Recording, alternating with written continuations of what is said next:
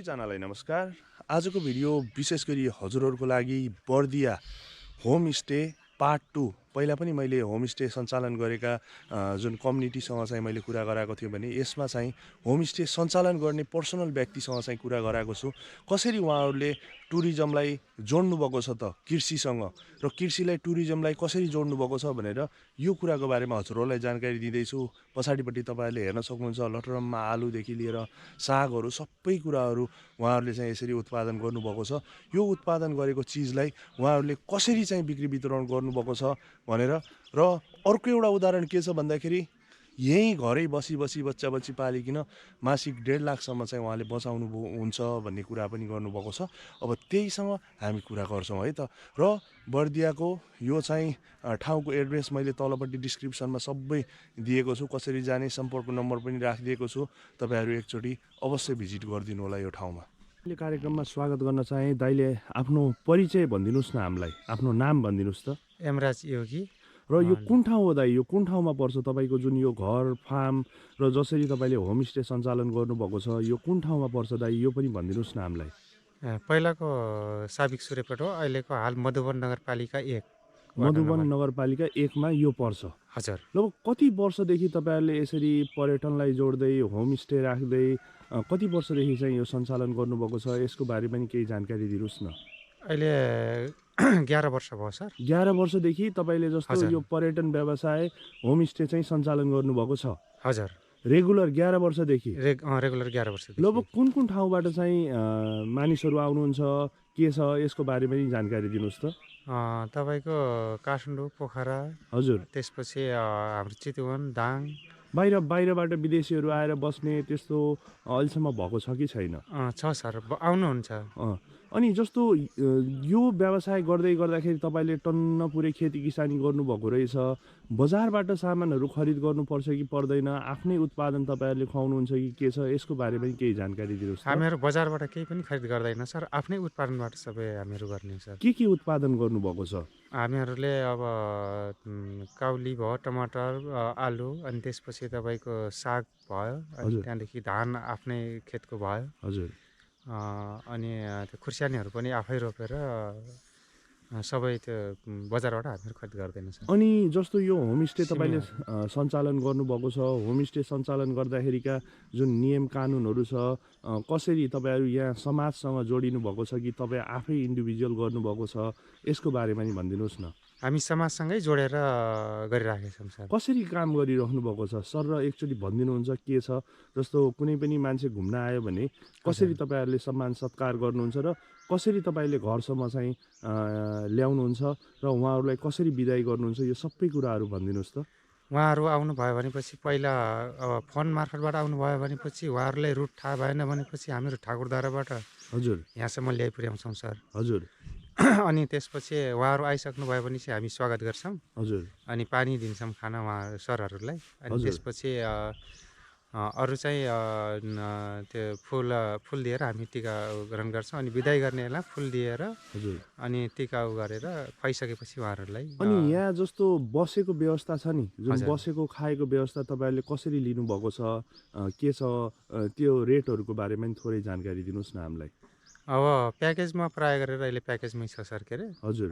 नभए अब तपाईँ फोन गरेर आउनुभयो भनेपछि हामीहरू जस्तै 2 जना 3 जना आउनुभयो भनेपछि हजुर हामीहरूलाई तपाईँको लोकल कुखुराको मासु खानु, तपाईँको कुखुराहरू पनि आफै उत्पादन गर्नु सबै आफ्नै छरछिमेकबाट, घरमा भएन भनेपछि छरछिमेकबाट मागेर लिएर आउने हो हजुर। नभएपछि त्यो किनेर हजुर त्यो सामाजिक व्यवसाय जोडिने भयो, अन्डाहरू अनि त्यस्तो भयो भनेपछि सबै। यसको मतलब तपाईँले जति पनि यसमा जस्तै कसैले मासुहरू खान खोज्नुभयो, कसैले अन्डाहरू खान खोज्नुभयो, अथवा जति पनि खेती किसानी गर्नुभएको छ त्यो सबै कुराहरू तपाईँले बिक्री वितरण यहीँ होमस्टेबाटै गर्नुहुन्छ? हजुर।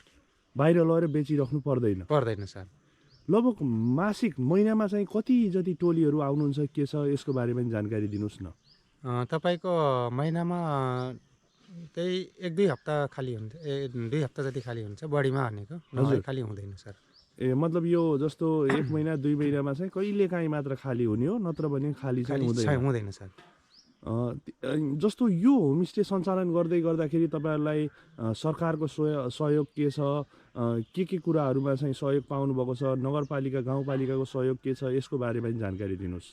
अब नगरपालिकाबाट त्यस्तो खासै भएको छैन। अब त्यो रोडकोहरूको लागि, अब त्यो रोड बनाउनको लागि हजुर नगरपालिकाले गरिराखेको छ। अब तपाईँको 13 किलोमिटर कच्ची बाटो हाम्रो भएको कारणले हजुर नगरपालिकाबाट त्यो भइरहेको छ अहिले। हजुर अनि त्यसपछि तपाईँको सरकारबाट पर्यटन मन्त्रालयबाट टाइममा हामीहरू कुकको ट्रेनिङहरू, हजुर सर्भिस कसरी गर्ने, गेस्टहरूलाई कसरी राख्ने भनेर पर्यटन मन्त्रालयबाट जो हाम्रो जोडिएको कारणले गर्दाखेरि। अनि जस्तो एनजिओ आइएनजिओहरूले तपाईँहरूलाई सहयोग गरेको छ कि छैन, के छ, यो पनि भनिदिनुहोस्। एनजिओले अब भनेपछि तपाईँको ताल प्रोजेक्टले केही सहयोग गरेछ। अनि जस्तो यो बनाउँदै गर्दाखेरि एउटा होमस्टे सञ्चालन गर्नको लागि लगभग के कुराहरूको आवश्यक पर्दो रहेछ दाइ, के छ, यो पनि भनिदिनुहोस् न हामीलाई। अब होमस्टे सञ्चालन गर्दाखेरि हजुरको अब पहिला हामीहरू नन एटेच चलायो, कमन। हजुर अहिले चाहिँ अब गेस्टहरूलाई अब सेवा सुविधा चाहेको कारणले गर्दाखेरि एटेचहरू बनाउनु पर्ने, त्यहाँदेखि एटेच टोयलेटहरू हजुर।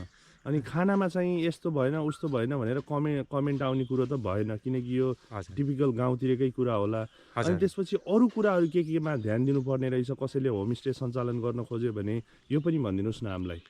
उहाँहरूले सञ्चालन गर्न खोज्नु भयो भनेपछि सबभन्दा पहिला गेस्टहरूसँगको राम्रो स्वभावहरू, त्यसपछि उहाँहरूसँगको त्यो मजाले उहाँहरूसँगलाई राम्रो व्यवहार गर्नु पर्यो। त्यो भयो भनेपछि गर्न सकियो सर। मासिक यो यसरी होमस्टे सञ्चालन गर्दै गर्दाखेरि कतिवटा जति रुमहरू, कोठाहरू राख्नुभएको छ, कतिजनासम्मको क्यापासिटी छ हजुरकोमा, यो पनि भनिदिनुहोस् न। मसँगको अब राम्रोसँग बस्ने भनेपछि तपाईँको 4 जनासम्मको ठुलो मान्छेहरूको हजुर एउटा रुममा, त्यहाँदेखि तपाईँको 2टा रुम गएर 8 जनासम्मको क्यापेसिटी छ सर। अनि जस्तो यो होमस्टे सञ्चालन गर्दाखेरि यति धेरै तरकारीहरू तपाईँहरूले उत्पादन गर्नुभएको छ, यो बजार लगेर बिक्री वितरण गर्नुपर्ने अवस्था आएको छ कि छैन, यहीँबाट घरैबाट बिक्री भएको छ कि के छ, यसको बारेमा पनि थोरै कुराहरू गरिदिनुहोस्। घरैबाट बिक्री भएको छ प्रायः गरेर। होमस्टेका साथीहरूले लग्छन्, है बजार हामी जानु पर्दैन सर। बजार जानु पर्दैन हजुर। कतिको जङ्गली जनावरहरूको चाहिँ आतङ्क हुन्छ यहाँ, जस्तो आलुहरू, विभिन्न सागहरू, सब्जीहरू लगाउनु भएको छ, बँदेलहरू आउने, अरू नीलगाईहरू आउने, त्यो चिजहरू आउँछ कि आउँदैन, हात्तीहरू आउने, त्यसबाट समस्या छ कि छैन? तपाईँको हाम्रो धानको सिजनमा हात्तीबाट अलिकता हुन्छ। अनि त्यसपछि अहिले आलुको बेलामा फाटाफुट्टा त्यो तपाईँको बँदेलको उबाट समस्या हुनसक्छ। अरू चाहिँ तपाईँको त्यस्तो हरिणहरू त्यो आउँछ है। हरिणहरूको गर्दाखेरि त्यो तोरी बालीहरू भयो, गहुँ, त्यो मासिक लगभग यो गर्दै गर्दाखेरि मासिक लगभग कति जति बच्दो रहेछ दाइ? जस्तो यो 4 जना 5 जनाको जुन क्यापासिटी छ तपाईँकोमा, हजुर, मासिक कति जति बच्दो रहेछ?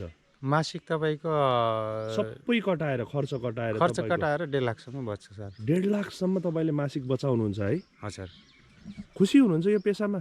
खुसी छु। म केटाकेटी पढाउनलाई मलाई भएको छ, म खुसी छु सर। धेरै धेरै धन्यवाद दाइ, तपाईँले आफ्नो एकदम महत्त्वपूर्ण समय दिनुभयो। आफ्नो सम्पर्क नम्बर पनि भनिदिनुहोस् न हामीलाई। मैले नयाँ राखेको छु सर। ल मलाई नम्बर लेखेर दिनु होला, म यही डिस्क्रिप्सनमा राखिदिन्छु। हुन्छ दाइ, हजुरलाई धेरै धेरै धन्यवाद। हुन्छ, धन्यवाद सर।